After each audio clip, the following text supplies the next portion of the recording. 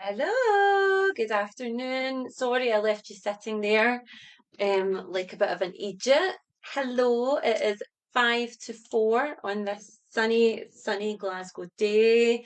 I am Claire Innes, founder of the Fertility Mentor. Please give me a hashtag live if you're watching this live, and please give me a hashtag replay if you're watching this on the replay. So it has been a while, it has been a minute. I hope everyone is doing really well. I haven't been around much just because I've been working on some exciting stuff behind the scenes here at TFM headquarters, and I'll talk a little bit about them later on in the video. So here we are today. I usually do my live Q&As on a Tuesday at 10 o'clock in the morning, and here it is at 5 to 4. So apologies that I'm running late. And Emma in the group has asked a fantastic question, and I thought it would be really fun for us to spend some time just talking about that and answering that question here today. So, Emma has recently bought an air fryer. Welcome to the gang, Emma. Prepare for your life to be changed. Prepare for the fun of, oh my God, I wonder what that will feel like and what that will taste like in an air fryer.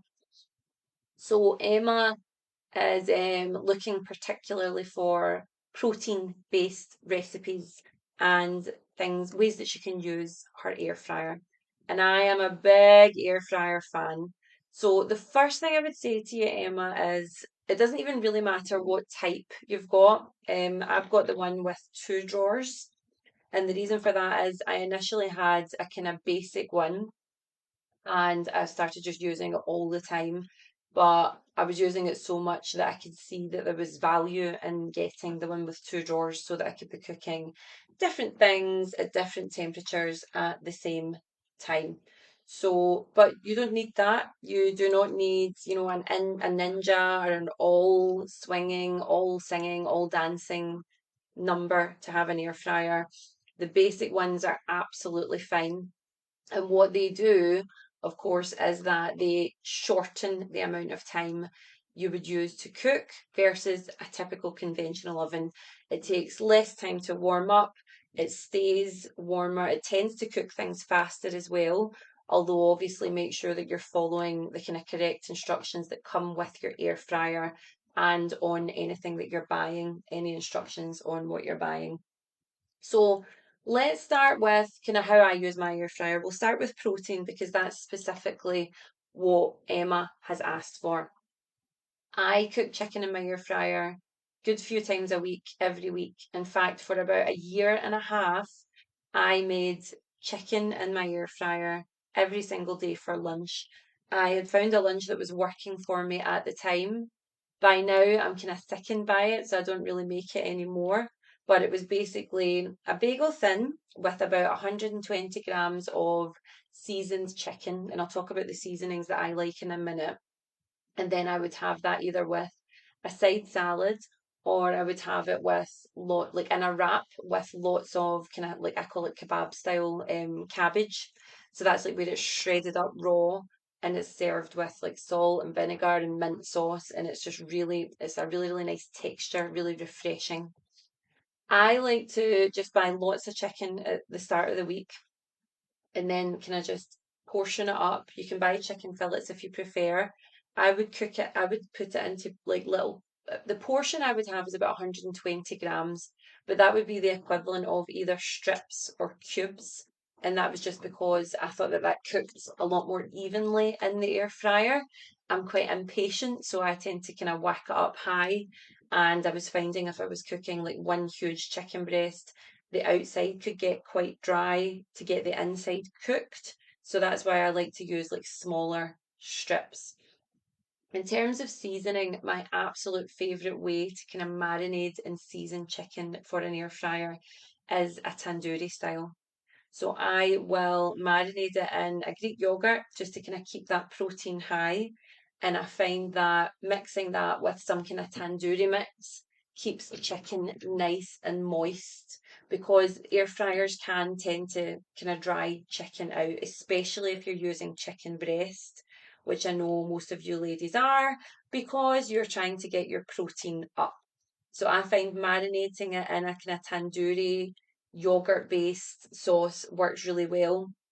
And I would tend to keep that in the marinade for 3 to 4 days, depending on how long the chicken was good for.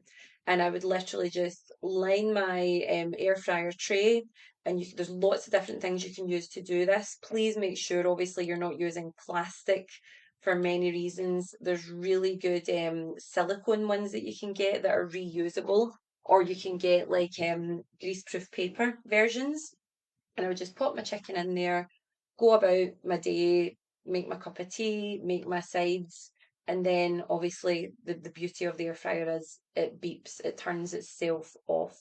So chicken in the air fryer is fabulous. If you do not have the time, and there's no shame here either, if you don't have the time to go out and buy the chicken, cut the chicken, you can buy pre-chopped chicken, or what a lot of the shops are getting really savvy to now is kind of pre-marinated chicken. I know My Protein do really good ones that are on skewers, and you can cook them in the air fryer on the skewers. And there's lots of different flavors for that as well. Obviously, whole, minimally processed is best. That's like the gold standard. But we can't always get to the gold standard in everyday life every single day. So using these little cheats wherever possible is a good idea.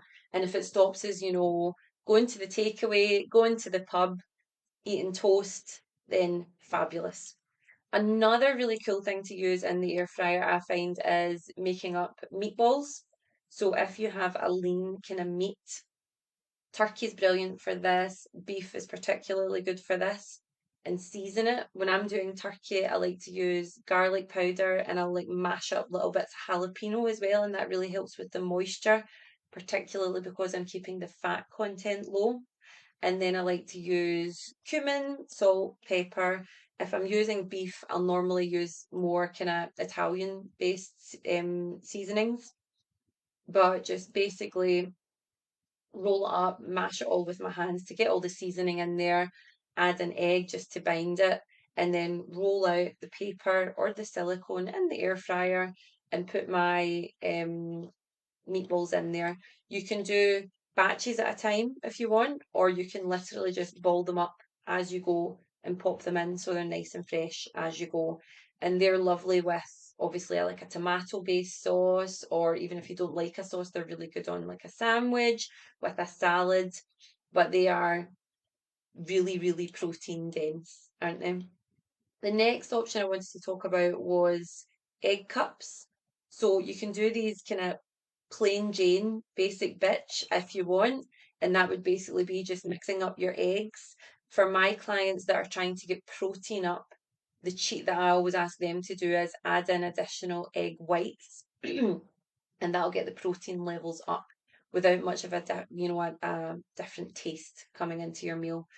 And you can put them into like just little silicone cake trays, or you can actually get specific inserts for air fryers now, and it makes like these little egg muffin things. You can of course add chicken, ham, you can add vegetables, broccoli, spinach goes really, really well with this as well. And then they can be done make ahead as well, or they can be done fresh as they go. One of my clients is a really, really big fan of doing like protein kind of oat style bakes.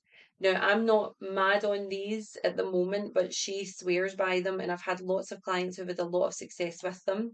So, if you think about um, using oats, ideally big, thick, jumbo oats, and then possibly adding in some protein powder or yogurt, and just mixing that up into a batter, and then adding whatever kind of floats your boat. It might be raspberries, it might be small amount of chocolate chips, it might even be some lovely cashews, and putting that into a dish and then baking that in the air fryer. That can be a really nice breakfast as well.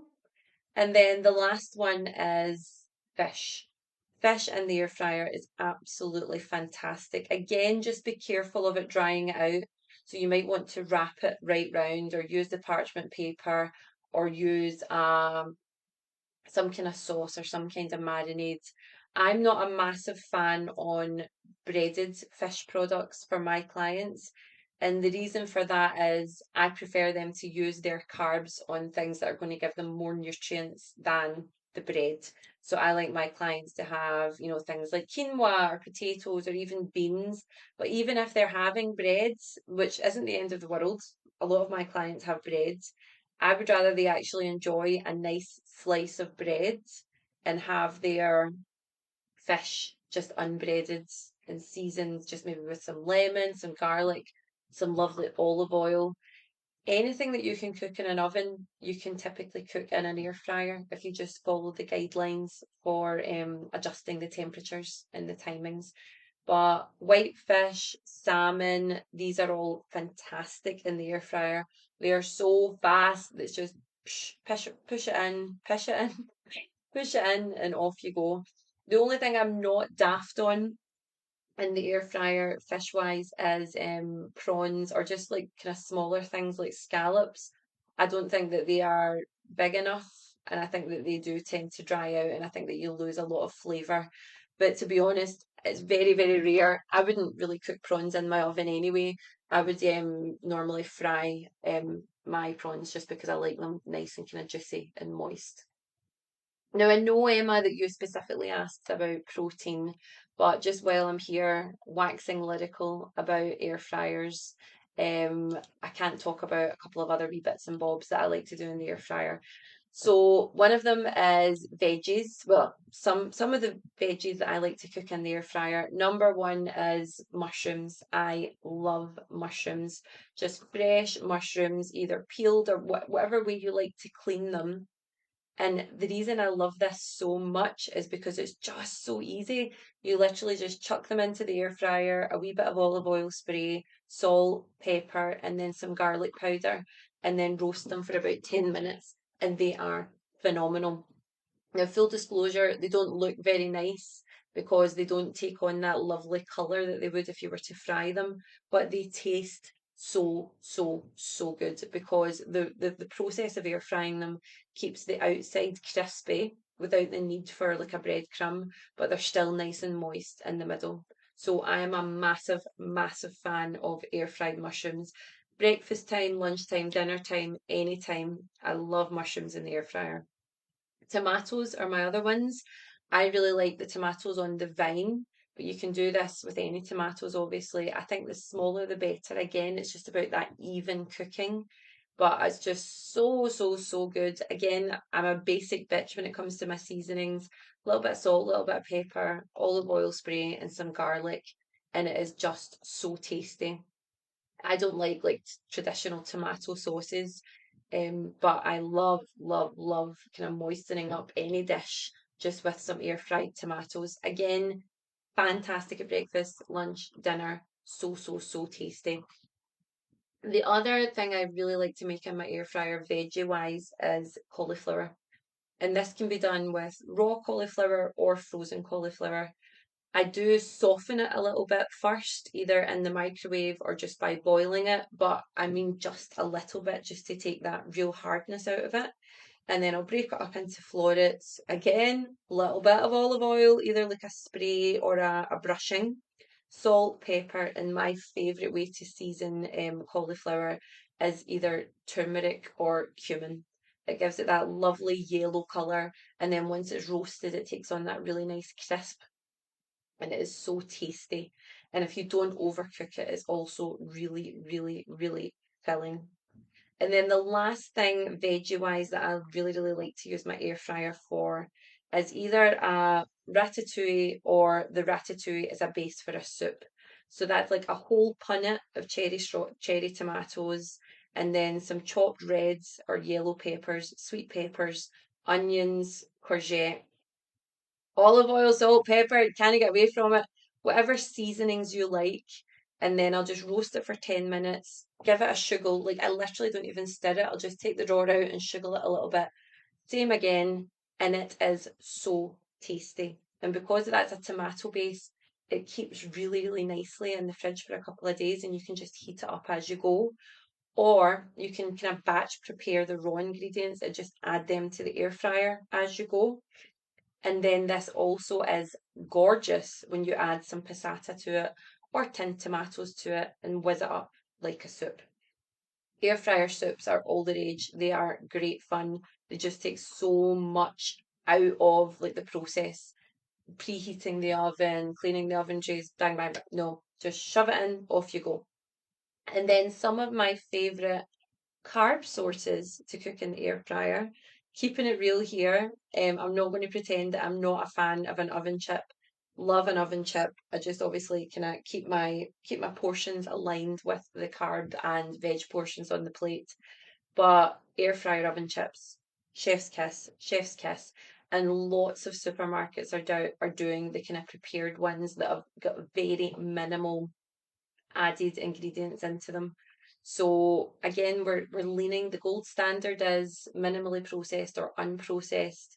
But if we're having these little cheats, there's some really brilliant products out there which are literally just potatoes and a little bit of oil. That's the ones that I would lean on. But there's something so good about just taking them out of the freezer, putting a little portion in. You don't need to cook loads of them. You don't need to feel guilty about having the oven on for ages and running up the electricity bill. Bish bash bosh, off you go. Another excellent way to use your air fryer for, and this is really good for fertility, is roasted chickpeas.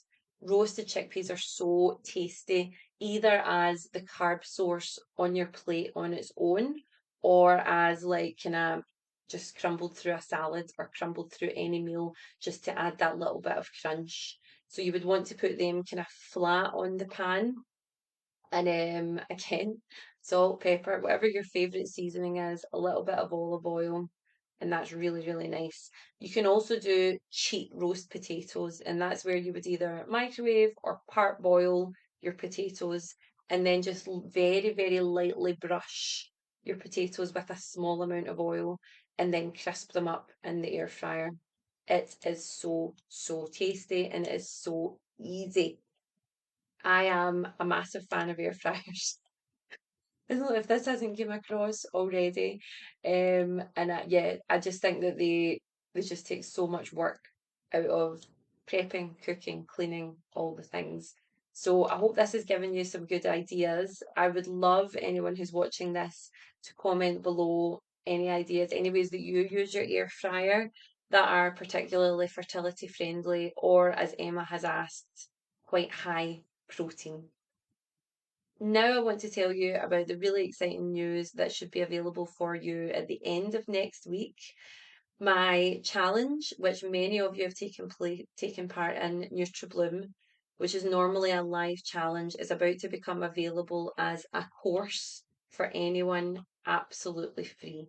So the live challenge is going to be no more. It was taking far too much energy, and the actual live videos weren't available at optimal times for people who live out with the UK.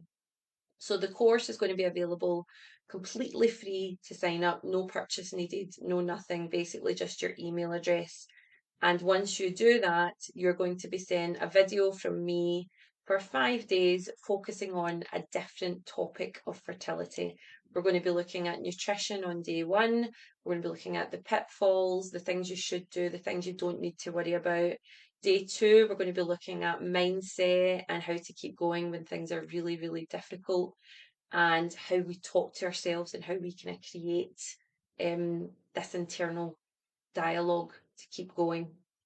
Number three is everybody's favourite topic. Day three is supplements, and we're also going to be talking about not just the supplements that I like and that I recommend. And remember, I don't recommend any brands at all.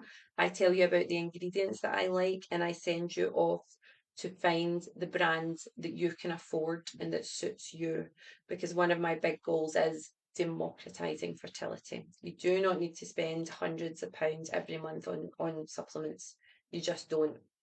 Alongside that, we're going to be talking about the how. So once you know which supplements are the right ones for you, how do you actually make yourself take them? How do you build that into your routine?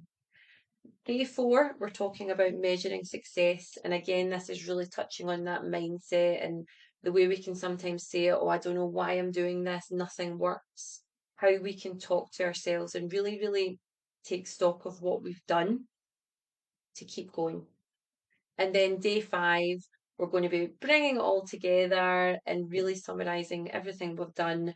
And at that point, there's also going to be a killer discount available to anyone who would like to join our brand new Sculpt to Blossom program, which is bringing together a lot of the one-to-one elements of my bespoke one-to-one coaching, but making it available at a group coaching price. So making it all just that much more accessible. So look out for that. And if you would like any more information on it, remember my DMs are always open. You do not need to message the page. You can message me personally. And yeah, that's it. So I'm sorry it's been such a while since I've been here with you, my darlings. I hope you found this very useful. And I'll speak to you all soon. Bye bye. Take it easy. Bye.